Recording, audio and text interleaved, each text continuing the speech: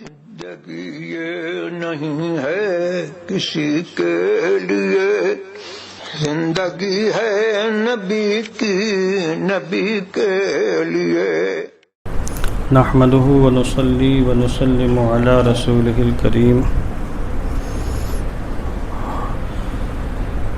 إن الله وملائكته يصلون على النبي يا أيها الذين آمنوا صلوا عليه وسلموا تسليما اللهم صل على سيدنا شفيعنا حبيبنا مولانا محمد وبارك وسلم صلاة وسلاما عليك يا رسول الله صلى الله تعالى عليه وسلم۔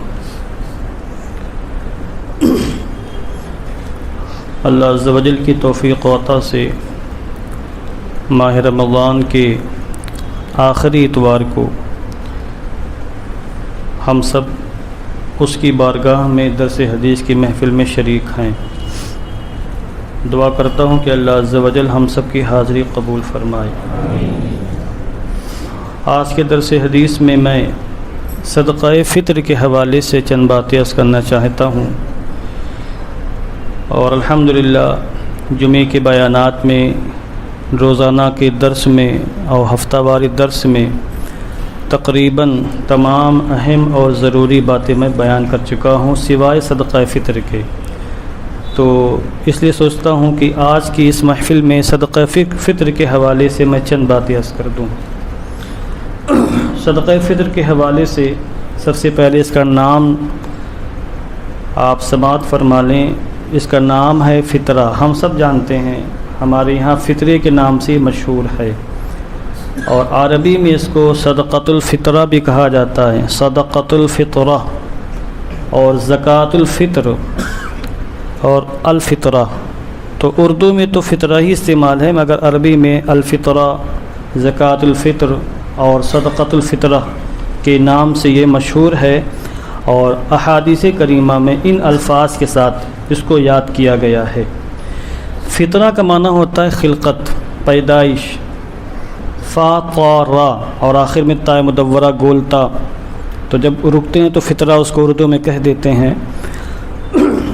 اور خلقت کا معنی ہوتا ہے پیدائش، فطرت کا معنی خلقت ہوتا ہے، چونکہ یہ صدقہ پیدائش پر واجب ہوتا ہے، نفس پر واجب ہوتا ہے، ہر جان پر واجب ہوتا ہے۔ یہ کہا جاتا ہے کہ ہر مرد پر یہ واجب ہے کہ اپنی جانب سے اور اپنے نابالغ بچوں کی جانب سے صدقہ ادا کرے، تو اپنی جان کا صدقہ بھی دیتا ہے اور نابالغ بچوں کی طرف سے بھی وہ ادا کرتا ہے۔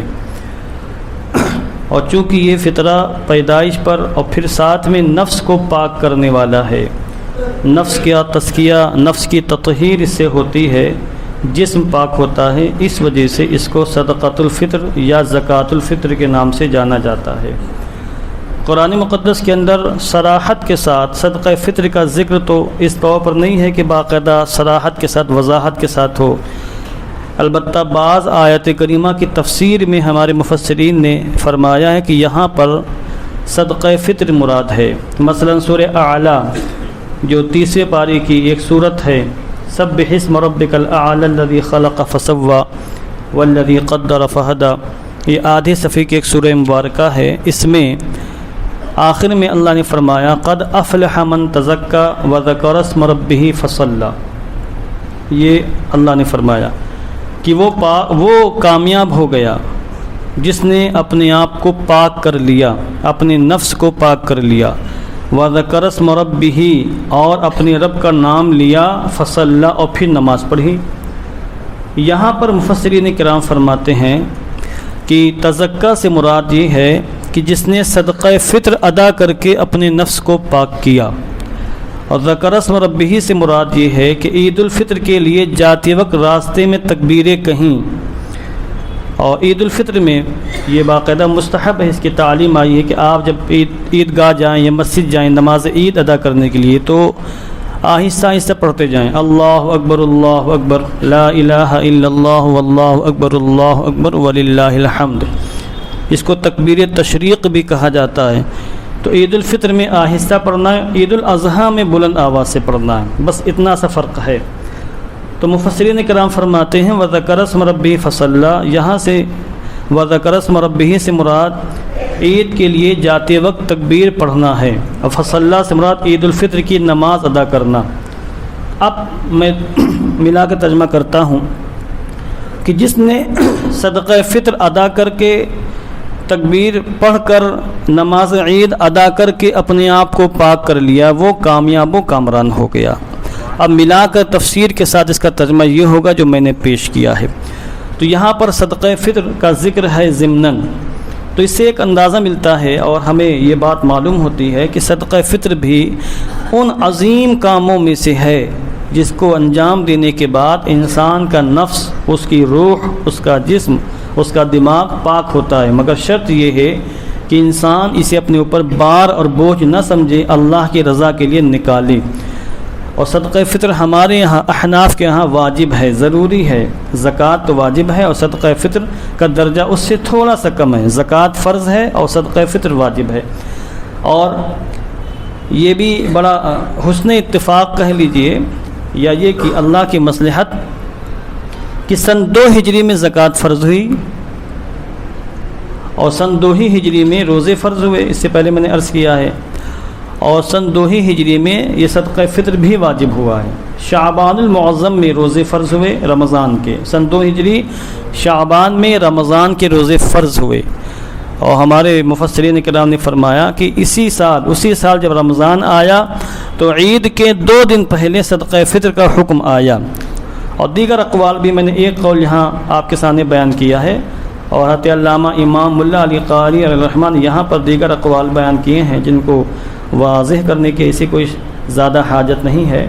اب پہلے میں چند احادیث کریمہ آپ کے سامنے پیش کرتا ہوں، اس کے بعد تھوڑی سی وضاحت کروں گا۔ عن ابن عمر قال فرض رسول اللہ صلی اللہ تعالی علیہ وسلم زکاة الفطر صاعا من تمر او صاعا من شعیر على العبد والحر والذكر والانثى والصغير والكبير من المسلمين وامر بها ان تؤدى قبل خروج الناس الى الصلاة۔ اس میں کہیں زبر زیر کی بہت زیادہ مسٹیک ہے، حالانکہ بیروت سے کتاب چھپی ہے، بیروت دار الکتب العلمیہ، مگر وہاں بھی دیکھیے اس میں زبر زیر کی غلطی ہے، ہم لوگ پکڑ لیتے ہیں۔ بہرحال یہاں قبل خروج الناس کے مقام پر قبل خروج الناس لکھا ہوا ہے، غلط ہے، یہ خروج الناس زیر آئے گا، زبر نہیں آئے گا۔ حضرت عبداللہ بن عمر سے مروی ہے، فرماتے ہیں اللہ کے رسول صلی اللہ تعالی علیہ وسلم نے صدقہ فطر کو واجب قرار دیا، ضروری قرار دیا، صدقہ فطر کا حکم دیا۔ صدقہ فطر میں کس چیز کا حکم دیا؟ صاع من تمرین، 1 صاع کھجور کا، کھجور سے کوئی نہیں نکالتا۔ اب یہاں سب سے پہلے کھجوری کا ذکر ہے، 1 صاع کھجور، اور صاع من شعیر، یا 1 صاع جو، کس پر؟ علی العبد والحر، آزاد پر بھی، غلام پر بھی، والذکر والانثی، مرد پر بھی اور عورت پر بھی، والکبیر والصغیر والکبیر، چھوٹے پر بھی اور بڑے پر بھی، من المسلمین، جو مسلمانوں میں سے ہوں۔ اور حضور نے یہ بھی حکم دیا کہ صدقہ فطر نماز عید کے لیے جانے سے پہلے ادا کر دیا جائے، یہ بھی حضور نے حکم دیا۔ اب اس حدیث پاک کو سامنے رکھیں تو کئی باتیں واضح ہوتی ہیں۔ ایک بات تو یہ واضح ہوئی کہ صدقہ فطر ضروری ہے، یہاں لفظ فرضہ آیا ہے، فرض کہتے ہیں ضروری چیز کو، حضور نے صدقہ فطر کا باقاعدہ حکم دیا، اس لیے احناف فرماتے ہیں صدقہ فطر ادا کرنا واجب اور ضروری ہے، جس پر واجب ہو نہیں دے گا تو گنہگار ہوگا۔ اور دوسری بات یہ واضح ہوئی کہ یہ اب تو غلامی کا زمانہ نہیں رہا، اس زمانے میں غلام بھی دنیا میں ہوتے تھے۔ انسانوں کی 2 قسمیں تھیں، آزاد اور غلام۔ جو آزاد ہوتے تھے ان کو حر کہا جاتا تھا، اور جو غلام ہوتے تھے ان کو عبد کہا جاتا تھا۔ تو یہاں علی العبد والحر، آزاد پر بھی غلام پر بھی، پھر آگے والذکر والانثی، مذکر اور مؤنث دونوں پر واجب ہے، چھوٹے بڑے پر واجب ہے۔ ابھی آگے میں تھوڑی سی اس کی مسئلے کی وضاحت کر دوں گا۔ اور یہاں دوسرا مسئلہ معلوم ہوا کہ اگر کوئی تمر کھجور کے ذریعے صدقہ فطر دے اور یا جو کے ذریعے دے تو اس کو 1 صاع دینا ہوگا۔ صاع اس زمانے میں پیمانہ تھا ناپنے کا، صاع۔ آج کے جدید تحقیق کے اعتبار سے 4 کلو 94 گرام بنتا ہے ایک سا کا. آدھا سا 2 کلو 47 گرام اور پورا سا صاد الف عین یہ عربی لفظ ہے.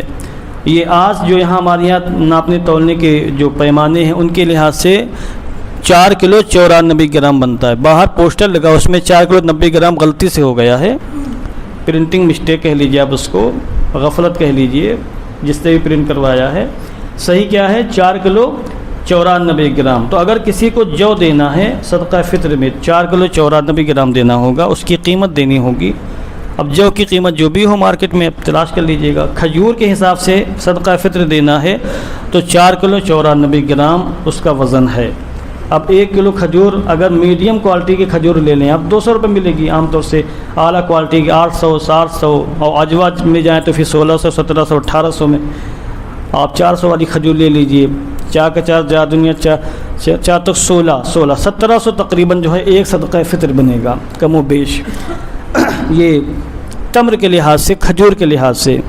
اور شادیوں میں جو لٹاتے ہیں اس کو کیا بولتے ہیں؟ چھہارے. اس کو بھی تمر کہہ دیا جاتا ہے. تو چھہارے بھی اس میں آ گئے.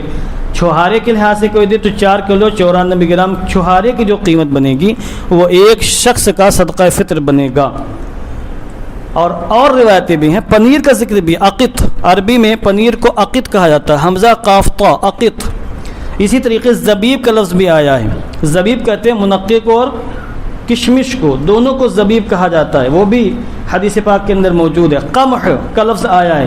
گیہوں کو عربی میں قمح کہا جاتا ہے. طعام کا لفظ بھی آیا ہے. طعام کا معنی غلہ ہوتا ہے, غلہ ہوتا ہے کھانے پینے کا سامان. تو یہ ساری چیزیں احادیث کریمہ کے اندر مذکور ہیں. مثلا ایک حدیث پاک دیکھیں آپ,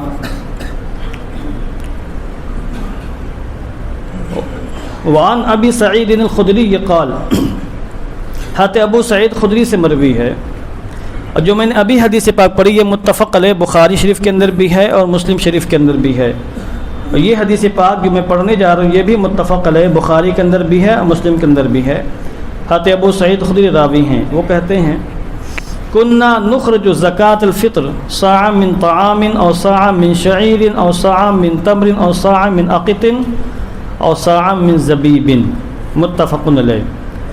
وہ کہتے ہیں ہم لوگ یعنی صحابہ کرام ہم لوگ صدقہ فطر نکالا کرتے تھے 1 سا غلہ یا 1 سا جو یا 1 سا کھجور یا چھہارا یا 1 سا پنیر یا 1 سا منقع. اس زمانے میں یہ صدقہ فطر نکالنے کا روا. یہاں گیہوں کا ذکر ہی نہیں ہے, یعنی قمحن کا یہاں لفظ موجود نہیں. یہ حدیث پاک ہے, بخاری کے اندر بھی ہے, مسلم کے اندر بھی ہے. تو یہاں 2 چیزیں مزید بڑھی, زبیب اور عقت. منقع کے لحاظ سے بھی صدقہ فطر دیا جا سکتا ہے مگر اس کی قیمت پھر بہت زیادہ ہوگی. عقت پنیر کے لحاظ سے بھی دے سکتے ہیں. تو اگر 300 میں میڈیم پنیر مان لیں آپ تو یہ تقریباً جو ہے 1250 1300 کا بن جائے گا ایک صدقہ فطر پنیر کے لحاظ سے. منقع قیمت ہم کو نہیں پتہ, البتہ 4 کلو 94 گرام منقع کی جو قیمت بنے گی وہ ایک شخص کا صدقہ فطر بنے گا. ایک حدیث پاک اور دیکھیں چونکہ آپ گھبرائیں نہ, اس میں قمحن کا لفظ موجود ہے. کیونکہ گیہوں کے لحاظ سے پوری دنیا میں پوری انڈیا میں گیہوں کے لحاظ سے صدقہ فطر دیا جا رہا ہے سب سے نیچے سے 3rd کوالٹی کا, کیونکہ سب سے سستا گیہوں ہی ہے. اب دیکھیے حضرت عبداللہ ابن عباس سے مروی ہے, وہ فرماتے ہیں انہوں نے رمضان کے آخر میں فرمایا اخرجوا صدقۃ صومکم, اپنے روزے کا صدقہ نکالو. فرض رسول اللہ صلی اللہ علیہ وسلم هذا صدقہ, اللہ کے رسول صلی اللہ علیہ وسلم نے اس صدقے کو ضروری قرار دیا ہے. صدقہ فطر صاع من تمر او شعیر او نصف صاع من قمح على كل حر او مملوک ذکر او انثى صغیر او کبیر. یہ امام ابو داود اور امام نسائی نے اس کو روایت کیا ہے. ترجمہ وہی ہے, بس یہاں 2 چیزوں کا, یہاں پر ایک چیز کا اضافہ ہے گیہوں کا. نصف صاع من قمح یعنی 1 سا کھجور دیں یا 1 سا شعیر جو یا آدھا سا یعنی 2 کلو 47 گرام آج کے زمانے کے لحاظ سے گیہوں دیں. پیچھے کی روایتوں میں سرے سے گیہوں کا ذکر ہی نہیں ہے. اس روایت میں گیہوں کا ذکر آیا مگر سب سے لاسٹ میں. تو جو چیز سب سے آخر میں اس پر سب سے پہلے عمل ہو رہا ہے, اور جو چیز سب سے نمبر 1 پر ہے حدیث پاک میں 3 روایتوں میں تمر کھجور، اور ہم خوب شوق سے اڑاتے بھی ہیں، تو ہم غریبوں کو بھول جاتے ہیں، کیا ان کے دل میں خواہش نہیں کہ کھجور کھائیں؟ تو سب سے پہلے جس کا ذکر ہے اس سے بالکل آنکھیں نیچے بیٹھے ہیں ہم لوگ۔ اس کے بعد جو، چلو خیر جو ہم لوگ کھاتے نہیں، جو ملتا بھی زیادہ نہیں ہے، اس میں تو ایک عذر ہمارے پاس ہے کہ جو ملتا نہیں ہے۔ اس زمانے میں جو کا رواج تھا، جو کی روٹیاں ہی کھائی جاتی تھیں، گیہوں تو بہت کم پیدا ہوتا تھا، بلکہ ہم لوگ کے بچپن میں ہماری والدہ بتاتی جو ہی کی روٹی چلتی تھی، گیہوں بہت کم آتا تھا، اس کی پیداوار بہت کم تھی۔ عوام میں جو بزرگ ہیں وہ تو ہم سے زیادہ بہتر جانتے ہیں، ان لوگ کے، آپ لوگ کے بچپن میں تو گیہوں بہت کم ملتا ہوگا، میرے خیال سے پیدائش کم ہوتی تھی، مگر منقع ہے، کھجور ہے، کشمش ہے، یہ ساری چیزیں مارکیٹ میں ہمیشہ دستیاب ہیں، اس زمانے میں بھی تھی، آج بھی ہیں، اور ہم خوب چٹخارے لے کر کھاتے ہیں۔ تو جب صدقہ فطر نکالنے کی باری آتی تو پھر ہم آنکھیں میچ لیتے ہیں سورداس کی طرح۔ تو اس لیے گیہوں سے نکالیں، جو لوگ تھوڑا موڑا کماتے ہیں، مہینے میں 10-12 ہزار کمائی جن کی ہے، بہت زیادہ ان کے اخراجات بھی ہیں، بہت بڑے وہ سیٹ اور مالدار نہیں ہیں، تو وہ گیہوں سے نکالیں۔ مگر تعجب یہ ہے کہ جن کی کمائی ماہانہ 5-5 لاکھ 10-10 لاکھ ہے، 2-2 لاکھ 2.5 لاکھ ہے، جن کے گھر میں اعلیٰ قسم کے میوہ جات موجود ہیں، بادام ہیں، پستہ ہیں، کاجو ہیں، اخروٹ، نہ جانے کیا کیا ان کے بچے کھاتے ہیں، مگر جب راہ خدا میں دینے کی باری آتی صدقہ فطر نکالنے کی، تو پھر وہی گیہوں، سب سے سستا والا گیہوں بھی تلاش کرتے ہیں۔ اب 80 روپیہ گیہوں کے حساب سے صدقہ فطر کا ریٹ رکھا گیا، 2 کلو 47 گرام گیہوں کی قیمت، جو میڈیم گیہوں ہیں وہ 80، اس میں بھی کچھ لوگوں کے سانسیں پھولتے کہ بہت زیادہ ہے، 70 روپے ہونا چاہیے، 60 روپے ہونا چاہیے، 50 ہونے چاہیے، مت دو نا اس سے اچھا، بجائے اس کے کہ آپ مطالبہ کریں، اس سے اچھا مت دیجیے نا۔ جیسے کچھ لوگ تراویح میں مطالبہ کرتے ہیں کہ بہت تیز فراٹے دار طوفان میل کے طریقے سے تراویح ہونی چاہیے، تو مت پڑھو نا، اس سے اچھا سب کی تراویح خراب کرنے سے بہتر ہے کہ آپ خود ہی مت پڑھیں، اور پڑھنا ہے تو سلیقے سے پڑھیے۔ یہ کیا مطلب آئے اٹھک بیٹھک کرنا چاہتے ہیں؟ ہمارے یہاں ایک ماحول بنا ہوا، ہمارے اناؤ میں بہت تیز تراویح پڑھی جاتی ہے، اور اگر کوئی تراویح آرام سے پڑھ دے تو لوگ کیا کہتے ہیں، ارے نماز تھوڑی تراویح ہے یہ، یعنی دماغ میں تصور ہے کہ تراویح کا مطلب تیز اور نماز کا مطلب آہستہ، گویا کہ تراویح کو نماز سے الگ رکھا جاتا ہے۔ تو یہ ایک گندی سوچ ہے، اس میں تبدیلی لانی چاہیے۔ ہر چیز میں ترقی ہو رہی تو اس میں بھی ترقی ہونی چاہیے نا، کہ جو غلط فہمیاں ہیں، جو کوتاہیاں غفلتیں، ان کو نکال کر باہر پھینکنا چاہیے۔ تو میں عرض یہ کر رہا تھا کہ اتنی چیزیں صدقہ فطر میں موجود ہیں حدیث پاک میں۔ کتنی چیزیں بتائیں ہم نے؟ گیہوں سب سے لاسٹ میں، جو، اس کے بعد منقع، پنیر اور کھجور، اور اسی میں آپ چھہارے کو بھی لے لیجئے۔ اتنی چیزیں صراحت کے ساتھ احادیث کریمہ کے اندر موجود ہیں۔ گیہوں اگر دینا ہے، گیہوں کا آٹا دینا ہے، یا گیہوں کا ستو، تو پھر 2 کلو 47 گرام دیں، یا اتنے کی قیمت دیں۔ بمبئی میں 80 روپیہ اس کی قیمت مقرر کی گئی ہے۔ جو کو لحاظ سے دینا ہے تو 4 کلو 94 گرام جو، یا اس کا آٹا، یا اس کا ستو، یا اس کی قیمت۔ منقع، کشمش، اور اسی طریقے سے جو چیزیں مذکور ہیں، پنیر وغیرہ، تو اس میں پھر 4 کلو 94 گرام حضور نے مقرر فرمایا ہے۔ اب ممکن ہے اس زمانے میں ان سب کے ریٹ برابر رہے ہوں، آج ریٹ میں تبدیلیاں ہو گئی ہیں، ٹھیک نا؟ تو اس لیے تبدیلی اگرچہ آج ہو گئی، مگر جو حضور نے مقرر فرما دیا اسی زمانے کا لحاظ ہوگا، آج کے زمانے کا سرے سے کوئی لحاظ نہیں ہوگا۔ تو اس لیے جب ہم صدقات و خیرات کرنے چلیں، مثلا صدقہ فطر بھی نکالیں گے، آپ کچھ لوگ نکال بھی چکے ہیں ماشاءاللہ، نکالنا عید سے پہلے نکال لینا مستحب ہے، زندگی میں جب ادا کریں ادا ہوگا، قضا یہ قضا نہیں ہوتا، یہ ادا ہی ہوتا ہے۔ البتہ اس کا وقت عید الفطر سے پہلے ہے، طلوع جیسے ہی عید کے دن فجر کا وقت شروع ہوگا، صبح صادق شروع ہوگی، صدقہ فطر واجب ہو جائے گا۔ اب بہتر اور مستحب یہ ہے کہ نماز عید سے جانے سے پہلے ادا کر دیں، تاکہ جن کو حاجتیں ہوں اپنی حاجت پوری کر لیں۔ اور آج کے زمانے میں بہتر یہ ہے کہ آپ پیسہ دیں، چونکہ صرف گیہوں سے کام چلنے والا نہیں ہے، صرف غلے سے کام نہیں چلے گا، صرف منقع سے، صرف پنیر سے کام نہیں چلے گا۔ پنیر دینا ہے تو اس میں پھر تیل بھی لگے گا، مسالہ بھی لگے گا، روٹیاں بھی چاہیے، چاول بھی چاہیے، سب کچھ چاہیے نا۔ پیسے سے ساری چیزیں مل جاتی ہیں، تو آسانی اسی میں ہے کہ غلہ دینے کے بجائے یہ ساری چیزیں دی جائیں، تاکہ جو دیگر انتظامات ہیں، اور کسی کو کپڑے کی حاجت ہے، کپڑا نہیں ہے تو پیسہ دیں گے کپڑا خرید سکتا ہے وہ اپنا وہ۔ تو جب بقرعید کا موسم آتا ہے، بقرعید کا، تو وہ لوگ جو 10,000 کا بکرا لے کر ذبح کر سکتے ہیں، قربانی ان کی ہو سکتی ہے، مگر وہ 10,000 کے بکرے کے بجائے 70,000 کا بکرا خرید کر قربانی کرتے ہیں۔ اور ایک ایک بکرا نہیں 10-10 بکری خریدتے، پھر نمائش ہوتی ہے گھر کے باہر، باقاعدہ پورا طبیلہ لگتا ہے اور بکرے باندھے جاتے ہیں، پھر آس پڑوس والے آ کے دیکھتے ہیں کہ فلاں سیٹھ صاحب نے اتنے بکری خریدے، اتنے موٹے موٹے بکری خریدے، پھر سیٹھ صاحب بھی سینے پر اور مچھوں پر تاؤ دیتے ہوئے بولتے ہیں کہ میں نے یہ 70,000 میں لیا، یہ 80,000 میں لیا، یہ دونوں جوڑا 1 لاکھ میں خریدا ہے۔ چونکہ شہرت ہوتی، نام ہوتا ہے، اور سیٹھ صاحب کی شہرت ہوتی ہے، تو وہی کام تو 10,000 میں ہو سکتا تھا، ایک جو چیز واجب تھی وہ ادا ہو جاتی ہے، مگر 10,000 کے بجائے 80,000 کا بکرا لیا گیا شہرت کے لیے۔ مگر جب صدقہ فطر دینے کی باری آتی ہے، چونکہ چپکے سے کسی غریب کو، کسی فقیر کو یا کسی مدرسے میں چپکے سے بند کمرے میں رسید کٹوانی ہوتی، وہاں تو کسی کو معلوم نہیں پڑتا ہے، تو وہاں چونکہ شہرت نہیں ہوتی، تو وہ صدقہ فطر کھجور کے لحاظ سے دے سکتے ہیں، مگر نہیں گیہوں کے لحاظ سے پھر دیں گے، پھر وہاں ان کی ساری سیٹھ گیری اور ساری سمجھ لیجیے سارا پیسہ پردہ خفا میں چلا جاتا ہے۔